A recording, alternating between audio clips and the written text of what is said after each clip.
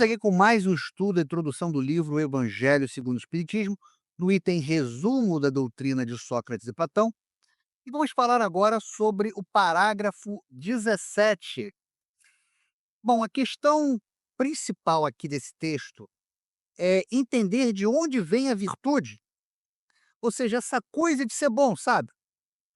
Tem gente que acha que é um presente de Deus, tipo uma graça, que ele dá para quem ele quer. Mas Kardec, com o Espiritismo, mostra uma visão diferente. A ideia de graça tem um pequeno problema. Se é um presente, porque Deus não dá para todo mundo igual, parece meio injusto, né? E outra, se a pessoa não faz nada para merecer, qual o mérito dela em ser virtuosa? Fica parecendo que não teve esforço nenhum. O Espiritismo chega e fala: calma aí, não é bem assim. A virtude não cai do céu. A gente conquista ela aos poucos, vida após vida, aprendendo com os erros e tentando melhorar. É um trabalho constante, é uma construção que a gente faz com o tempo. Aí até o conceito de graça muda. Não é mais Deus dando a virtude de bandeja, mas sim dando uma força, um apoio para a gente que está tentando melhorar. É como se ele dissesse: "Tô vendo seu esforço, tá, filho? Deixa comigo". Então, o que Kardec quer mostrar com essa discussão toda é que a gente é responsável por nossa própria evolução. A gente conquista a virtude com nossos esforços. E Deus está ali para dar uma força quando a gente precisa. Não é uma coisa que vem de graça, sem a gente fazer nada. É uma visão mais lógica, mais justa e que valoriza o nosso trabalho de crescimento pessoal. E começando o texto, ele fala: a virtude não pode ser ensinada, vem por dom de Deus aos que a possuem. Então veja que esta frase resume uma concepção religiosa comum, na qual a virtude é vista como uma graça divina, concedida seletivamente. Kardec provavelmente inclui essa afirmação para apresentar um ponto de vista diferente com a doutrina espírita, meio que estimulando a reflexão sobre a origem da virtude. É quase a doutrina cristã sobre a graça, mas se a virtude é um dom de Deus, é um favor, então pode perguntar-se por que não é concedida a todos. Então aqui o texto ele aponta uma inconsistência lógica na ideia da virtude como dom divino. Se há um favor à sua distribuição desigual, levanta a questão sobre a justiça divina.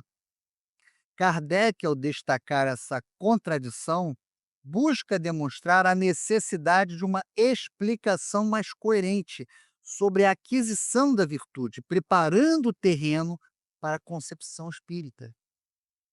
Por outro lado, se é um dom, carece de mérito para aquele que a possui.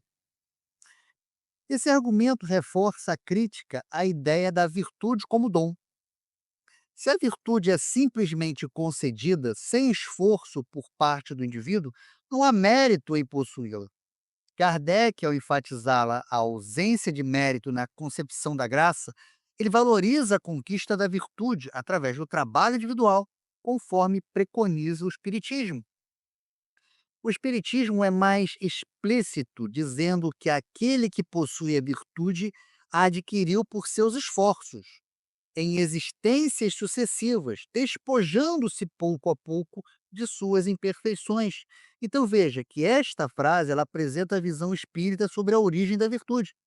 Segundo o Espiritismo, a virtude não é um presente divino, mas uma conquista gradual, resultante do esforço contínuo do indivíduo em suas diversas encarnações.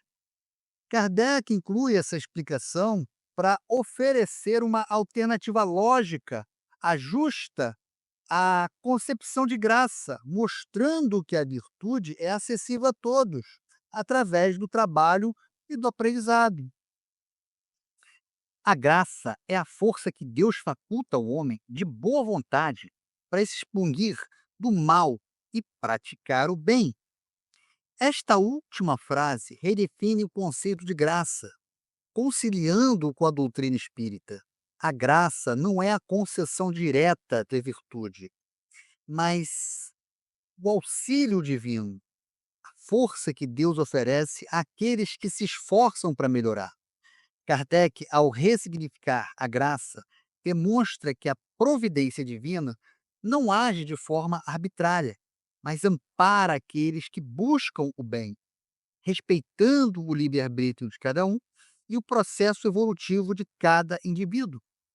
Dessa forma, Kardec insere nesse texto uma forma de contrastar a visão tradicional da virtude com o dom divino, com a perspectiva espírita, de que ela, na verdade, é fruto do esforço individual em múltiplas existências.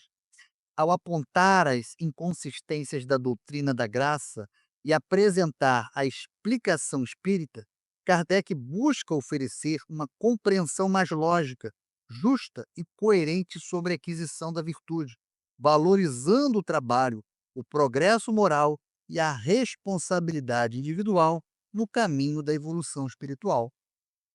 E para finalizar, vamos fazer um resumo dos pontos mais importantes da análise desse trecho, onde a gente pode destacar o contraste entre duas visões. O texto apresenta, né, um contraste fundamental entre a visão tradicional, que considera a virtude como um dom divino, ou seja, é uma graça, e a visão espírita, que entende que, na verdade, ela é uma conquista individual através de múltiplas existências.